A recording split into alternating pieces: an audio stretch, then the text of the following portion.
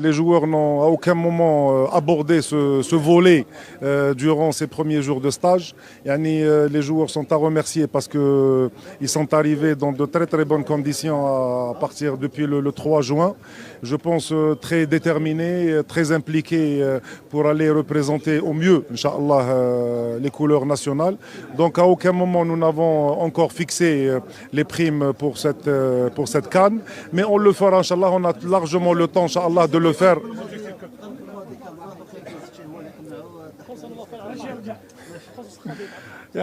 شوف نقول لكم بان كل هذه الاشياء اشياء غريبه اللي بعض الاحيان ما نعرفوش ما هو المصدر وما هو الاوريجين تاع هذا الكلام هذا كامل اللي يتقال.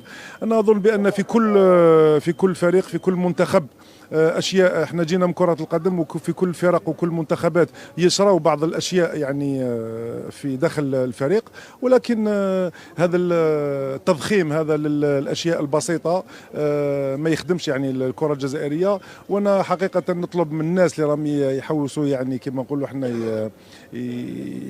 يقيسوا الفريق الوطني بهذه التضخيمات، يخليوا الفريق يعمل في هدوء، وهذا الشيء في صالح المنتخب نتاعنا كامل. ولهذا نتمنى باش كل العائله الاعلاميه تعمل في نفس الاتجاه اللي راهم نعملوا فيه حنايا، لان في اخر المطاف رانا نلعبوا حتى انتم راكم معنا في نفس الباخره.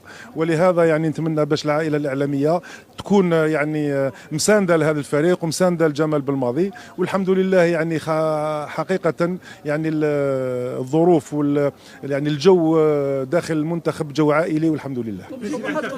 الاهداف تاع الاتحاديه قبل المسابقه. شوف الاهداف كما احنا دائما متضامنين مع الناخب الوطني سيد جمال بالماضي، كما قال لك نمشيو الجزائر لازمها تمشي لكأس افريقيا باش تفوز بأكبر عدد من المقابلات، ولما لا إن شاء الله لما لا نلحقوا للنهائي. ولكن هذه بطولة اللي لازم فيها كما نقولوا احنا نبينوا فوق المستطيل الأخضر. ولهذا نتمنى الدخول في البطولة المقابلة الأولى تكون مليحة، وإن شاء الله يكون فوز في المقابلة الأولى، وبعدها إن شاء الله أظن بأن الفريق عنده الإمكانيات كما قال الناخب الوطني باش يمشي في أبعد Moi, je suis rentré ce matin le congrès de la FIFA qui s'est tenu donc le 5 juin à Paris. On félicite à l'occasion le président Gianni Infantino pour sa réélection pour un nouveau mandat de 4 ans. Je pense qu'il a déjà accompli un gros travail durant son premier mandat, basé sur le développement du football. Donc les recommandations de la FIFA, c'est le développement du football. Il en a fait encore son cheval de bataille lors de son discours après sa réélection. Donc il fait encore de ce développement son cheval de bataille. Et à l'instar aussi de la Fédération algérienne de football اللي كما تعرفوا باللي منذ مجيء هذا المكتب الفيدرالي أننا نعملوا باش نطوروا الكرة الجزائرية، وخاصة في الأصناف الصغيرة وفي الكرة الهاوية، لأن الكرة الجزائرية ماهيش غير 32 الفريق المحترف. ولهذا أنا نقول بأن الكونغري s'est bien passé. On a même tenu une réunion au niveau de la CAF et les choses avancent le plus normalement du monde. Justement, c'était l'occasion pour la FAF de faire la campagne, de commencer la campagne pour éventuellement les élections du bureau exécutif de la CAF, où il en est concerné avec le candidat à Mabaloul. Absolument. Donc la Fédération algérienne de football, l'Algérie a présenté un candidat pour les prochaines élections qui auront lieu, Inch'Allah, le 18 juillet au Caire.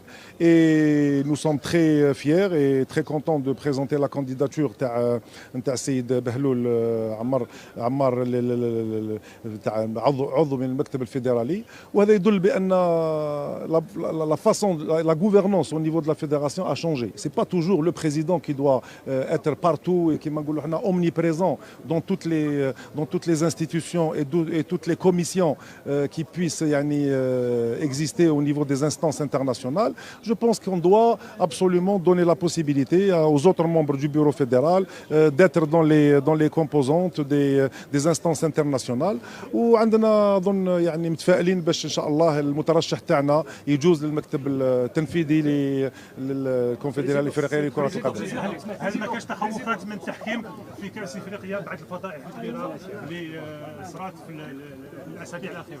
احنا على كل حال متفائلين وان شاء الله يعني بعد هذا المشاكل اللي صراو بالنسبه للتحكيم وخاصه في نهائي رابطه ابطال افريقيا نتمنى ان شاء الله باش المستوى تاع التحكيم في كاس افريقيا هذه في مصر يكون يعني مستوى لا باس به والحكام يعني يقوموا بالدور نتاعهم باش يعني تولي يعني هذا كاس افريقيا كما كاس اوروبا ولا كاس العالم يعني نخليو يعني دائما الغلطات يكونوا كما نقولوا احنا قلال باش يخليوا يعني الكره تكون دائما هي الفائزه في الاخير. بريزيدون بعد نهايه البطوله شفنا تبادل تصريحات بين المناجر شباب قسنطينه ورئيس شباب القبائل. سو ني با لوردر دو جور على كل حال. اليوم شوف رانا في المطار احنا جينا باش نودعوا الفريق الوطني باش اللي مشى في التربص تاعو ان شاء الله الى قطر والامور تاع البطوله ان شاء الله نتكلموا فيها في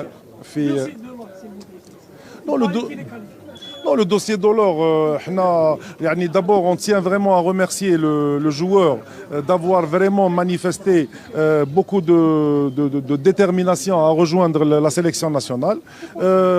Il est algérien avec une nationalité sportive algérienne et donc tout à fait sélectionnable. Je pense que c'est un joueur qui a démontré qu'il avait de grandes capacités de par la saison qu'il a effectuée cette année avec son club le championnat de France. À partir de là, il y a des choix qui sont faits par le sélectionneur. Je pense que Delors est un joueur qui peut parfaitement prétendre à une sélection في المستقبل. ولهذا الحمد لله احنا on est content d'avoir un joueur de la trempe de Delors comme étant un joueur.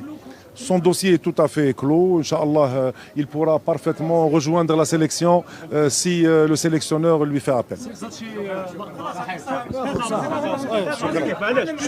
سيد زاتشي لا دوتاسيون دو ليكيب ناسيونال اديداس لحقت ولا كاليتي اللي بون بارابور ا سيرتان كريتيك انه مايو دي 3 روج ولا كاليتي كيفون تاع اديداس. احنا الحمد لله on était très On était tout à fait rassurés depuis le début. Après, alhamdoulilah, c'est vous qui dites que la qualité est bonne. Je pense que la meilleure réponse à tous les détracteurs, ce sont les déclarations de en tant que presse. Merci. استمعنا أيضا إلى رئيس الفاف خير الدين الزتشي لحظات قبل إقلاع طائرة المنتخب الوطني لكرة القدم إلى الدوحة وإجرائها للتربص المغلق والذي سيدوم 10 أيام.